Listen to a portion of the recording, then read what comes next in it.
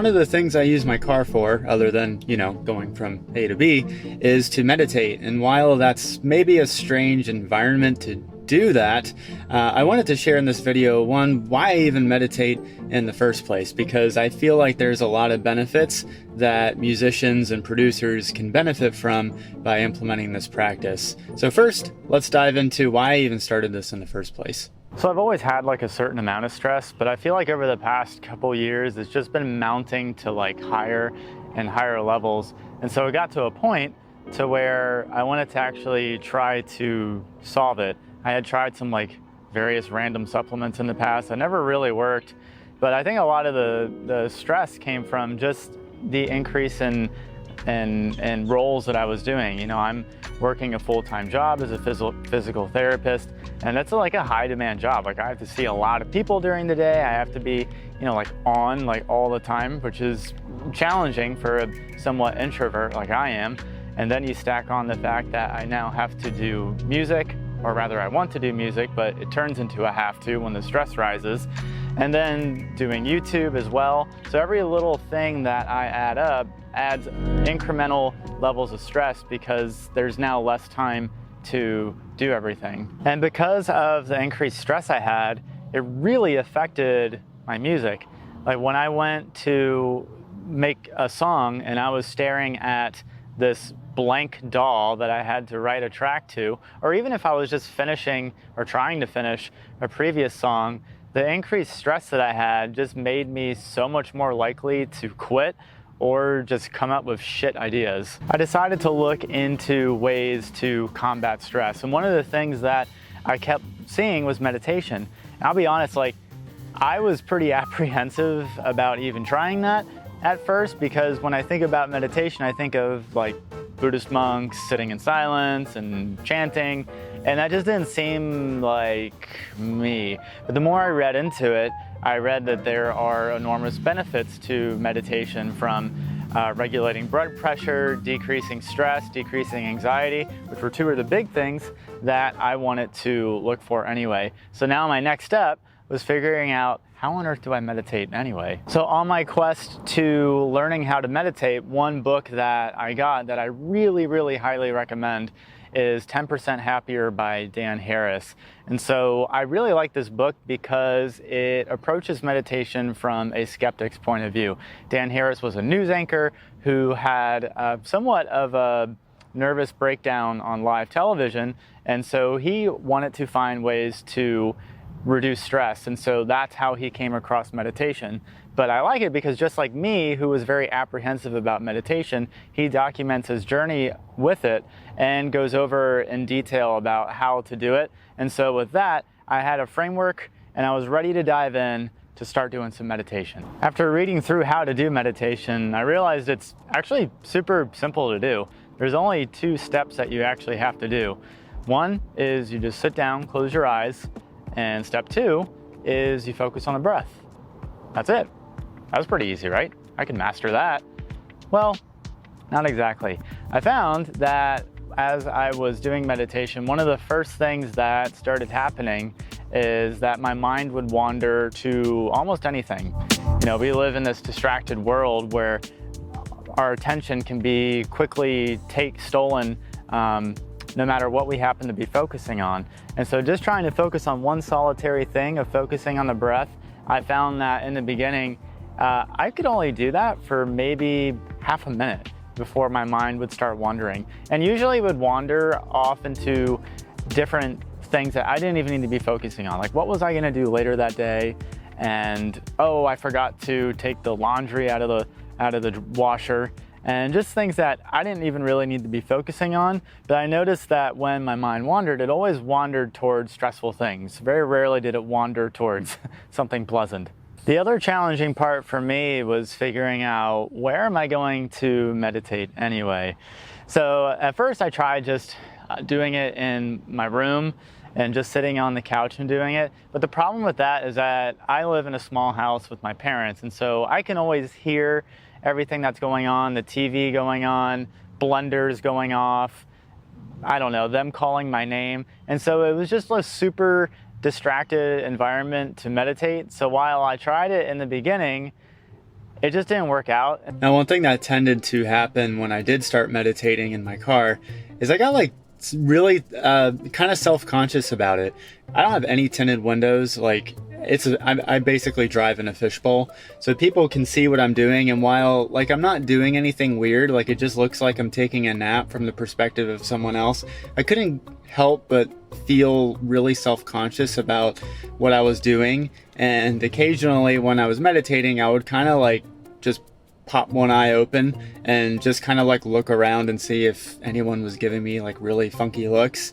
It's since subsided, but it was something that I noticed when I first started meditating in my car. One other problem that I stumbled upon is that I would just kind of fall asleep when I would try to meditate.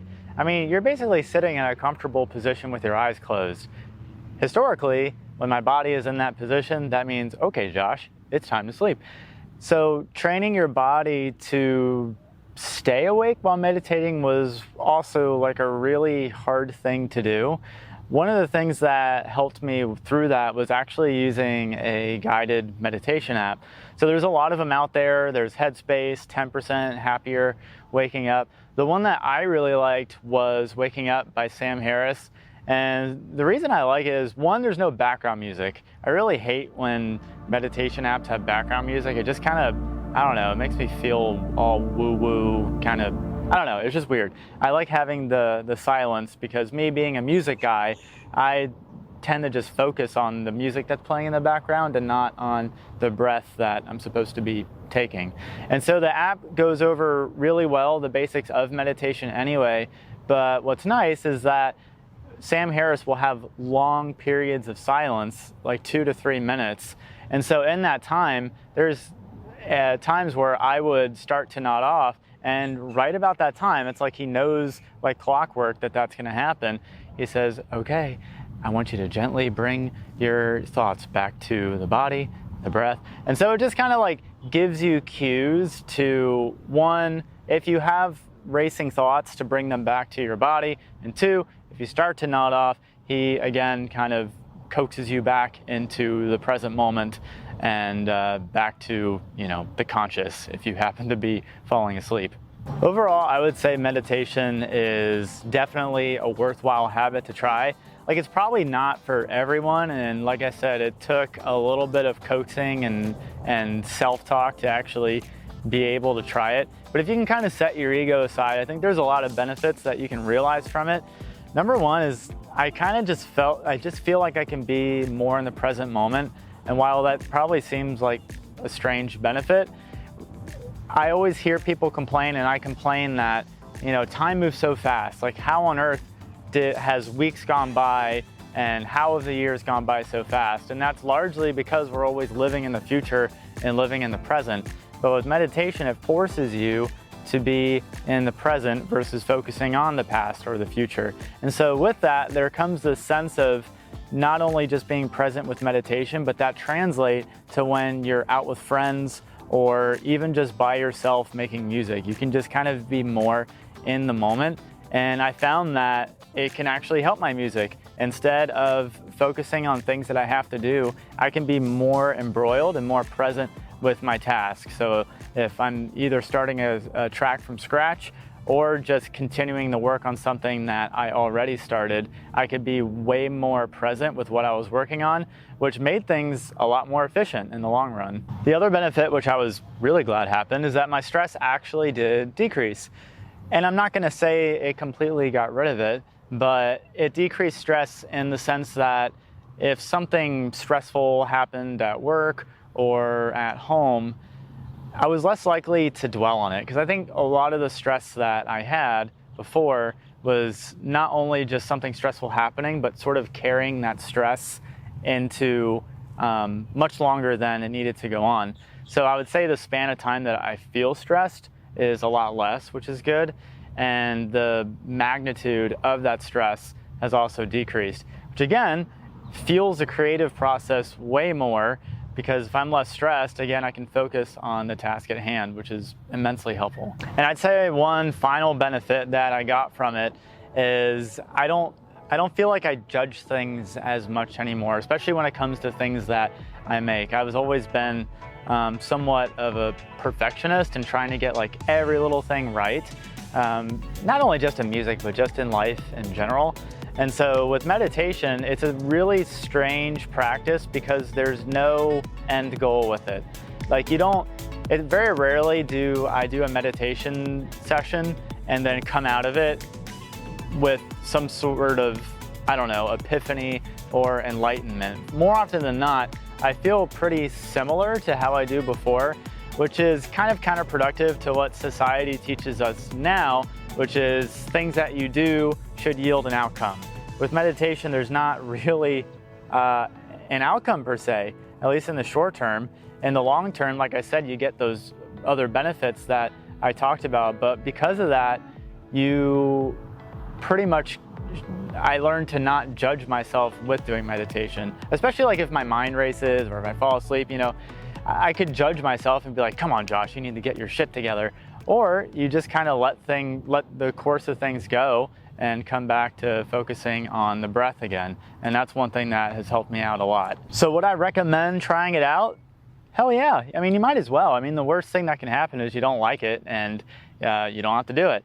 It's free to do. So there's really no barrier to entry.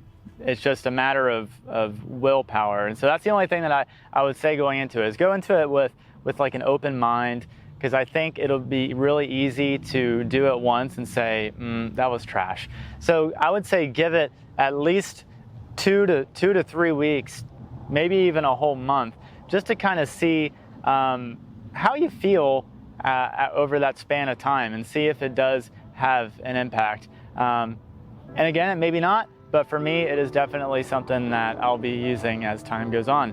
All right, I hope that you have enjoyed this video, and I will see you in the next one.